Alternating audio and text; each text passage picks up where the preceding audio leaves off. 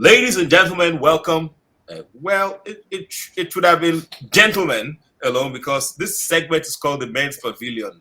But from what I know, ladies are always also interested in knowing what the men are saying. So let us say, ladies and gentlemen, welcome to the Men's Pavilion. So we welcome you, ladies. We welcome all the gentlemen as well. In the Men's Pavilion, I have a gentleman who will be starting off today. He'll be speaking for some 15 minutes, and then afterwards I'll ask a few questions. That's after the second person. And you're seeing him on the screen, and you're probably also seeing his name right there on the screen. But I want to tell you a little bit more about this gentleman who has become my friend, by the way. He's an award-winning Ghanaian freelance journalist. He's a reporter and a blogger. Ameyaw Debrah, that's his name. He's the founder of Ghana's most popular blog. I told you he's a superstar. That is ameyawdebrah.com. Just this name and put .com after it. No space between the first name and the second name. The name together and then put .com after it. And the newest addition to his business empire is Ameyaw TV. He contributes content to top African entertainment media houses such as Ebony Live TV, Glitter Africa, and the Star Gist on African Magic. Ameyaw, whose platforms offer Ghanaians a voice on national and regional issues, will speak on building Ghana's #1 blog. So, whether you're a current blogger, you're an aspiring blogger, or all you know is you've heard of blogging before, you're in the right place, people, as this amazing gentleman will be dishing out some nuggets. Now, I'm writing down things, people. I'm writing down, so be writing. And remember to tweet using the hashtag 10xthrive. Do you remember? So, ladies and gentlemen, please receive with me, Ameyaw Debrah. Thank you very much. Thank you very much. That's an amazing introduction. So, your blog, this amazing blog, has been a go-to source for news, for entertainment buzz, and general information in Ghana for years now. What would you say is your secret to staying at the very top? Well, for me, I think it's important if you're putting out information and tips to be very current. Also, you have to be very innovative. So there are some times where something happens and we're not even the first to see it. But if we want to deal with it, we have to find creative ways of now piquing the interest of people who may have seen the main thing happen, but now show new interest from a different angle. So it's very important to be innovative in that regard. And I also like to put myself in the content, in the fact that I put myself as the one creating the content. So I want to create content that I think people would resonate with. And then I also put myself at the back of it as an audience. So I know when I see this, I will sort of be interested in it to read. And also taking feedback is very important. Taking feedback and improving, because you find yourself on the online, you realize that whether you like it or not, people at you, that they're giving you feedback to what they've read, what they've seen that you produced. Taking it in and making it better is something that I also take very, very, very serious. And I think these are some of the secrets that has carried me through the journey so far. Well, I know there is more that you are yet to share, and I know as we continue, you will share. But two striking things that you've said is one, being the first, to get the information out there, and in case you're not the first to get the information out there, be innovative in the way you present the information, right? And the second thing you said is being open to feedback. I believe feedback is the breakfast of champions.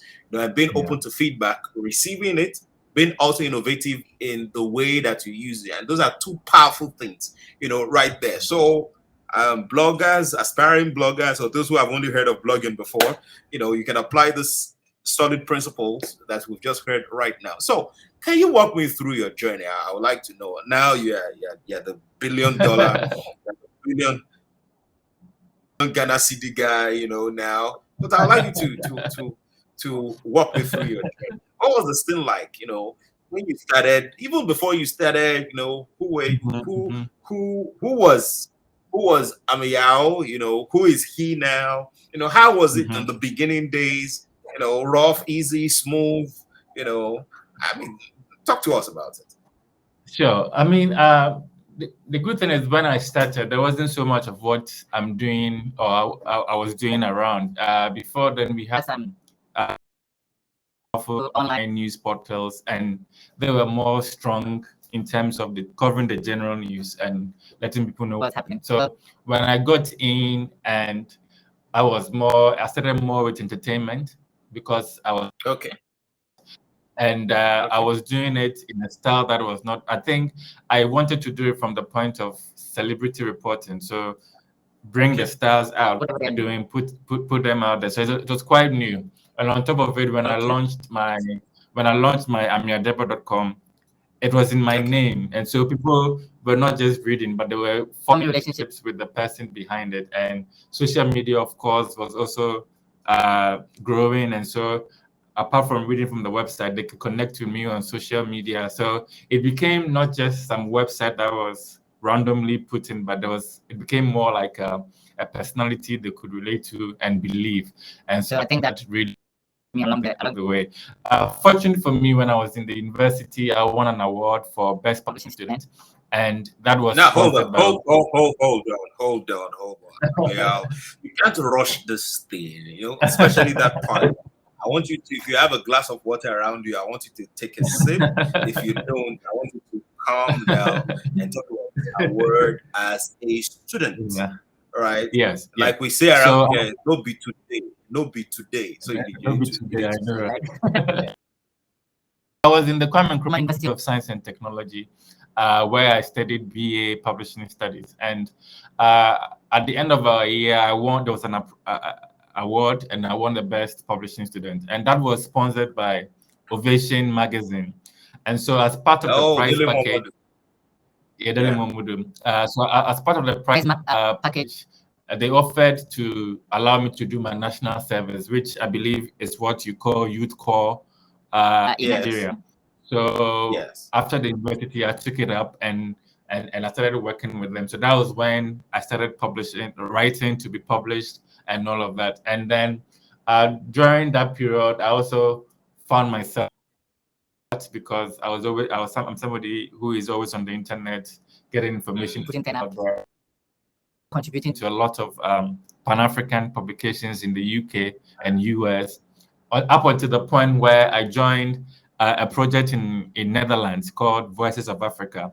So what we did there was they gave mobile phones to journalists across Africa to use the phone to create video content and then upload, like you have a news item on TV. So I had the opportunity to go to South Africa to go and speak about that project. And at that time, that was when blogging was taking shape, social media at the very early of all that digital transformation. So when I got back to Ghana, I was like, I saw what people were doing in different territories in the space. So perhaps it was time for me to be a lot more intentional and then that niche for me and go that way. So that has been kind of the journey, but like I said, it's been quite a long journey. We are going into our 15th year of doing this. So 15th, wow. Yeah, we've done it for quite some time. Wow, that is 1-5. That's probably halfway through some people's entire life, 15 years. 15 years. That's great. That's great and well done. Well done. It's great, to listen to someone like you, who is on a pedestal already, and I know you're still gunning for more, and you're sharing how this thing started as far back as school. You won an award in school because of the incredible job you did as a student. You were given an opportunity to serve based on the award you won in this particular organization. You stayed committed to that. You were giving your best to it. That opened up another opportunity, and then another opportunity, another opportunity, and then here you are, the great mogul, doing the things that you do. So in addition to what you've shared, what would you say are those proven tips that has worked for you along the way? Well, I would say learning on the job because again, when I got in, it was an unknown territory. So you are trying, and it's like trial and error. So you watch what other people are doing, and then you improve as you go along. So I would say that learning on the job, also studying what the trends are, because in this technological space or technology space, nothing stays forever. Things are rapidly changing, and so even if you're doing something on Facebook today, before you know, you have to change the way you're doing, because Facebook has changed the algorithms if you want to be seen and be relevant. So you have to always be abreast with time and know what is required to stay there. I also look at what others are doing, not to copy, but to be inspired, and then to get better at what I'm doing. And it's important for me to create communities. So, like I said, I go to to Facebook, and I'm creating my community there. I go to Twitter, I'm creating a community there, a community that takes my word for what it is, a community that I can impact, and they impact back on me and my business. So building communities is very important to me. So these are the tips I would give. People, I hope you are writing the way I'm writing. I hope you are tweeting. I cannot tweet because I'm moderating this session. He's been saying some powerful things that I would have really loved to tweet. And if you are tweeting, remember, it's hashtag 10x Thrive. Very important. And please, you are noting these things. What Ameyaw just said now, he first started by talking about learning on the job as a critical thing. Yes, I mean, you get it right. At times you get it wrong, but you're open to growth and improvement. Perfectionism, you don't start being perfect. And by the way, you don't even necessarily become perfect. You learn and grow. He said you learn, you improve as you go. He said we should study trends, algorithm changes now and then. Facebook, Instagram. One day, somebody, I think Mark, would just wake up one day and he'll put his hand inside something. And all of a sudden, something has changed. Maybe his wife hugs him specially, some evening, and then the following day just goes and say, what, the entire world, and things have changed. And it's important we pay attention to those things. And he said that we should be abreast with time, that we should get inspiration from other people, not being a copycat, not being a copycat. Not that you go and open Ameyaw Debrah 1.com as your own blog, because that name is selling. No. That's being a pseudo, right? You want to be authentic, you want to be original, so you can get inspiration. And the final thing he talked about right now is about creating communities.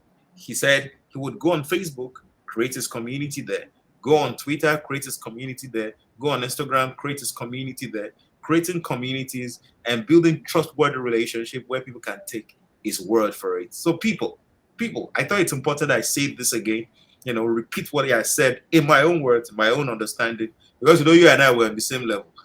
I'm talking about the people watching, and Ameyaw is on another level. Nice one.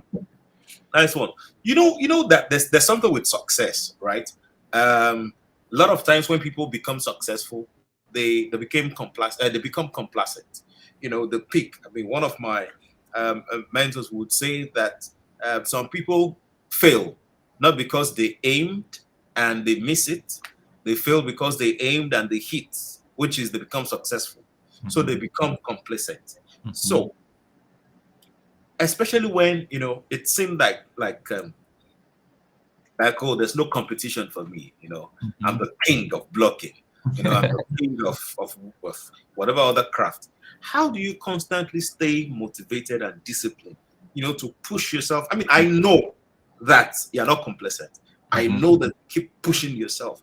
But how do you stay motivated and disciplined to get this done?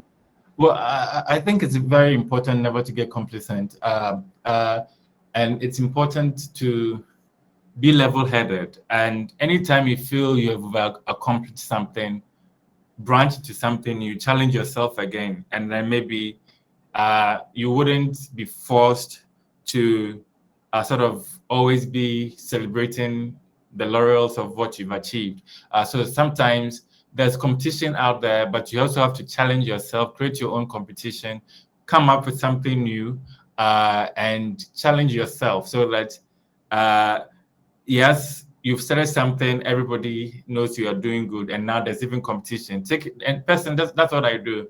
When I do something and everybody catches up, I try to do something new, and now they have to now catch up again. So there's always that new energy, and it's not about even feeling arrogant and proud, but it's just knowing that there's a lot more out there to be done, and you cannot relax and be complacent for no reason. So that's how I sort of motivate myself and discipline myself to keep going. People, did you hear him? He said it's a pace setter. I mean, that's my understanding of that. Setting the pace, so giving people a new way to think. So he's successful on a level. I don't like using this word, but you will make me use this word because, and that's because I take communication very seriously, and that you don't just throw out words for the sake of using them, but the words you use should be impactful and you should mean what you are saying, right? Not just having words as buzzwords or slurs. And it is disruption. That's the word. And I don't really like using the word because a lot of people just say disruption, and then it looks like the next biggest thing for people to use. So what is your advice for someone who wants to start their own blog today? Great. So I would say the person must know what they want to do. Sometimes people come to me, they want to be a blogger, and I realize they don't even understand what they want. They see different things happening, and they want to do a bit of everything. So I think from the beginning, you must know what kind of blogger you want to do. And now blogging is being done on different levels. So if you just want to use Instagram, if you just want to use Facebook, do some microblogging on Twitter, you must know that this is what you want to do. Or even if you want to combine everything, you must understand this is where you are going. And you must understand what it takes to operate within that space. So if you want to have your own hosted domain like ameyawdebrah.com, you must understand at least, if not immediately, but once you start, even if somebody builds it for you, you must now understand what it takes to compose a blog post on the platform you've chosen. So it's important for you to know what you want to do right from the beginning, and you must be passionate about it. So a lot of people see entertainment blogs to be very popular, and by default they all want to be that, but you have to see what voice you're passionate about and want to speak in. So if it's sports, if it's fashion, if it's environment, whatever it is, because you're speaking from a place of liking that space, you come out, and with time you'll be seen as an authority because you speak the language. It's part of you. So being passionate is also something I would say people need to be. And I would say you should learn from others. Whatever, when you decide you want to do sports, you want to do environment, you should look at people in the space, what they are doing, how they are doing it, so you are motivated, and you build on that. Like I said before, you're not going to copy, but you are seeing how they are doing it. So you also find yourself in it, and then do it the way you want to do it, but knowing how somebody is doing it. And I also say, be innovative. Initially, I talked about me being innovative to sort of be relevant all this time. So it's very important that you are innovative, because it's not like before 15 years ago when the space was not sort of saturated. Now it is saturated. So if you're going to start, people must know that you're adding something different to the ecosystem already, and being unique, being innovative, and standing out of the crowd are things that will help you. But also you should know it's not easy. It's not easy building from scratch. It takes time. People must find you, buy into you, and always use social media as a tool to enhance whatever you're doing, so that more people can continue to see you, and always take feedback. it helps you to grow. It helps you to improve. Yes. So these are the advice I'll give. Fantastic. People, if you needed to pay my man for this, you'll be paying a few thousand Ghana cedis or a few $1,000s. And he has presented this to you free of charge. He said the beginning is you need to know what you want to do and that you need to be clear about what it is that you want. You can use microblogging platforms like Twitter or other social media platforms, or you can combine all of them. But you need to begin by deciding on what exactly you want to do and what's your niche. Do you want to be in sports? You want to be in fashion? Or you don't want to be jack of all trades. You know, you want to be known for something. Even if later on you want to expand to other things, that's okay. But first, you know, focus on that one thing, be known for it, be the source in that thing. It may even be a sub niche. Yes, it's sports, but not all sports. It may be football alone, soccer alone, if that's what you do. And then soccer is even big, by the way. Is it for national team? Is it for league? You know, is it even just about news on sports? You know, I mean, so it's about narrowing down to that niche, and then from there you can grow. That is what I'm hearing from my main man right now. Another thing he has said is that you need to be passionate, man. That there has to be passion. You know, without passion, there's really nothing. So you don't do it because everybody's doing it or because it sounds trendy. You know, it's just something you want to really immerse yourself. You want to plant yourself into. And they say you need to be open to learning from others, no matter, you know, even if you're a professor, even if, I don't know if there's a course in blogging, like I have a PhD in. They say that even if you have a PhD in blogging, you still need to be open to learning from others, especially if you only have theoretical knowledge about it because you go to school to study. But being on the field is a completely different game. That's what my man is saying. So he said, let us know that you also need to be innovative. And by the way, it takes time. You don't start blogging today and think that you will hit today. By the way, let me say this to you. Some years ago, when one popular blogger in Nigeria, she went on her blog to post her new house, and then Google, it was on record that day, that in West Africa, that the most Googled question people asked that day is how to start a blog. And the reason people did that is they are looking at the house and then they just want to have that kind of house. And by the way, the lady didn't start blogging even 2 years or 3 years or 4 years before that. Been doing it for a long time. So it takes time to build. It takes time to build. And people must find you and buy into you. That's the final thing my main man said, you know, about his advice for someone who wants to start to own their own blog. Now, what you want to do as you've watched this incredible conversation is all the things you've written down, that you plan to practice them, such that somewhere down the line, when you meet with the main man in 5 years' time or so, you will let him know that thank you very much. Those ideas you shared that day helped me to be who I am today. And by the way, you don't just say thank you with your mouth because he has given you great money.